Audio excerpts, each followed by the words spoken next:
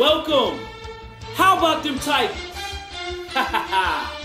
Welcome to your favorite Tennessee Titans podcast, Tennessee Titans Weekly. I am your favorite Tennessee Titans analyst, Lorenzo the Hawk, bringing you love from Nashville. Hey, Cowboy fans, we did it. You know, there's no excuses. We beat you all fair and square 28-14. On the big stage, Monday Night Football. We're going to cover a lot of things today. We're going to cover the keys to victory. We're going to recap what I spoke upon last week as to how we can beat them. And again, each box had been checked. That's how we won the game. We're definitely going to go over the positives and the negatives of the game. We're going to award the player of the game on offense and defense. Of course, we're going to do the Hawk side. I see you. I see you. And we'll also go over, what are you doing? Then I have my co-analyst as well at the end of the show. We got my boy, the lockdown corner, Jacques. We're going to get the party rolling.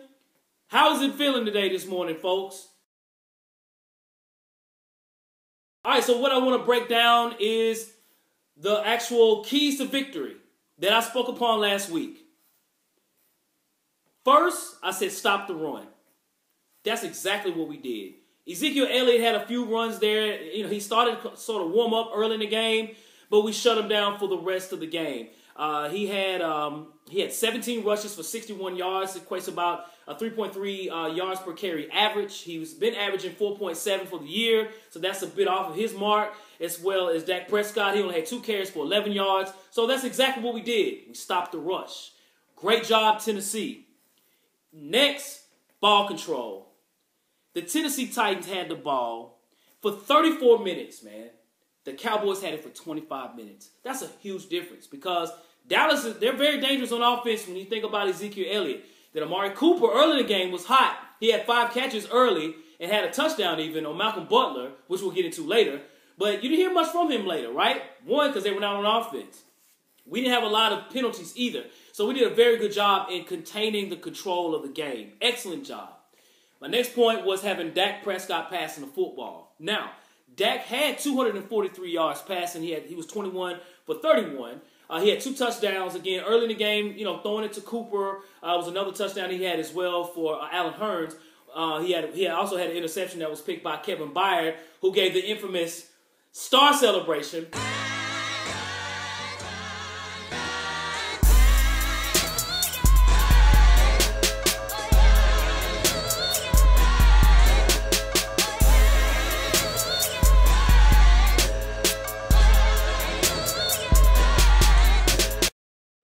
Scored 14 points. That was a big part of why we won the football game. And last, I advise, don't be scared to play on Monday Night Football. Now, between the Cowboys and the Titans, who looked to be the ones that were scared?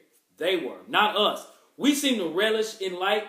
When you look at Marcus Mariota, when it's a primetime game, for some reason, he elevates his game. When we play like Buffalo or Cleveland, he seems to kind of just shut down. But against big teams on a big spotlight, Marcus Mariota shows up, and he did that last night, man. Awesome job by Marcus Mariota. First, let's look at the positives. Marcus Mariota, he was 21 for 29, 240 yards, 2 touchdowns, and 1 rushing touchdown. So he accounted for 3 of our touchdowns. Excellent job, Marcus Mariota. No turnovers, played ball control. Even on 3rd down, we were at 79% in conversions at 11 to 14. I mean, you can't beat that, man. That's as efficient as you can be. As well, you know, we only had 3 penalties. The Tennessee Titans are number 1 as far as the least amount of penalties in the NFL. So when you're playing ball and you're playing control, man, you got to give that to Mike Vrabel and the coaching staff by keeping them in line. You know, in the past we used to have issues, especially with Taylor Lewan on dumb penalties, but we haven't had that this year. So again, that's why we haven't been blown out in any games. We've made some stupid mistakes as far as fumbles and interceptions, but man, we have not been penalized. So awesome job for that as well. When you look at the defense, we had 5 sacks. Kudos to Brian Orakpo for getting his first sack of the season as well. We had, again, an interception by Kevin Byard. Again, you know, we caused a lot of havoc defensively when you look at it. What you might not know about the Tennessee Titans, we are ranked number 1 in the NFL in scoring defense, under 18 points a game. Now, I'm sure you're shocked to hear that number, right? Man, we are a bend but don't break defense. We're not going to let you blow us out. But, man, we're going to hold it down to the best that we can. So the offense, all they need to do is do their part, and we can win football games and make the playoffs. The negatives. Malcolm Butler, bro. You're being paid $12 million a year, bro. Again, when you look at the technique standpoint, you're way off right now. Butler, you have to take responsibility and take ownership and say, hey, I'm not doing what I'm supposed to do. Hey, coach, can you help him? Like, get him to a camp or something, man. Get his feet right, man. Make him lose some weight or something. Because right now, Malcolm Butler is playing like a linebacker again at corner. And receivers are knowing that when they look at film.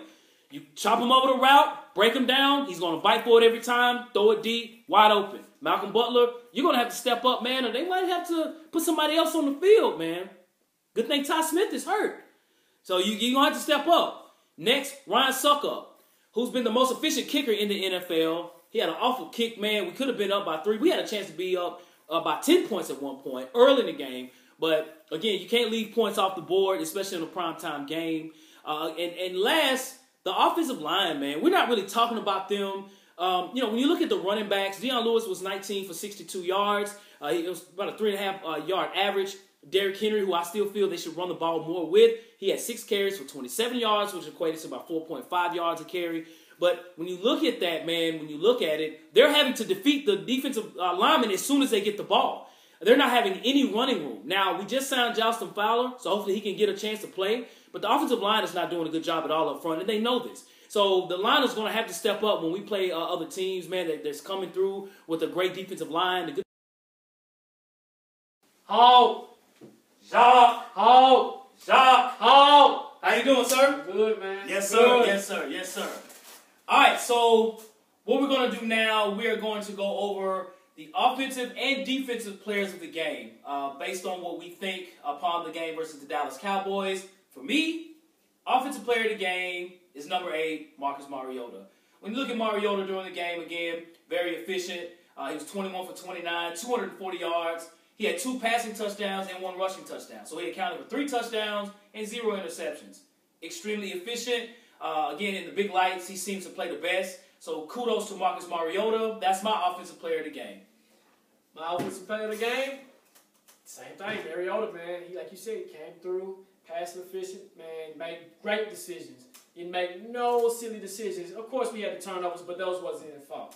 So, I mean, he took the ball when he threw the ball away when he was supposed to be thrown away. He ran when he was supposed to run, and he sit in the pocket and threw. A lot of people be like, hey, Mariota's not a pocket passer. He's not a pocket passer. Well, on Monday Night Football, he showed you he's a pocket passer. Man, good big ups to Mariota, man.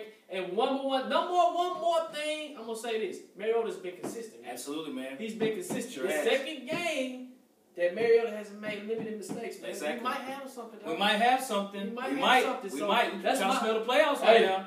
Hey, I'm telling you. Hey, Look out. So that's my offensive player of the game. All right. So defensive player of the game. I'm going, of course, with the fellow MTSU alum like myself, former football player for MTSU, just like this guy as well. Number 31, Kevin Byard. He had 3 tackles during the game and 1 big-time interception, doing the star dance as well. But what you might not see in stats that you can see on film is the fact that Dak tried to throw it deep. Did you hear anything about Beasley? No, right? Allen Hurns, he had 1 touchdown, but again, that was on the outside.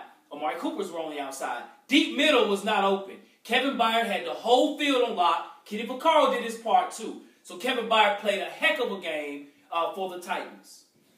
Hey, man, I can't agree more. Kevin Byard, man, 1 interception, and like you said, he played like a maniac, man. All over the field, disruptive. Very disruptive, man. Was it on his assignments? So, hey, Byard, my defensive player of the game. You could also give it to the defense as a collective, too. But if we got to give it to one person, Byard, man, you did your thing, dog. Good job, Byard. Good job, man. Absolutely. Yes, sir. Good job, dog. Hawks eye. Next, let's look at the Hawks eye. I see you. Now, we did win the football game, right? And when you look at it, man, when you look at Kevin Byard with the interception, man, hey, no disrespect to the Cowboys fans at all, man. Kevin Byard just did the star dance, man, just to let you know that we're here to play ball. It's no disrespect. We're here, right? We are here. You know, everyone is writing the Titans off to say, hey, man, these guys, you just never know what you might get. But, hey, man, on Monday night, we showed the world that we're here and we're ready to play ball. So I see you, Kevin Byard. I see you. No disrespect, but I see you. I see you, good brother. I see you. So now let's look at, what are you doing? What are you doing? Malcolm Butler.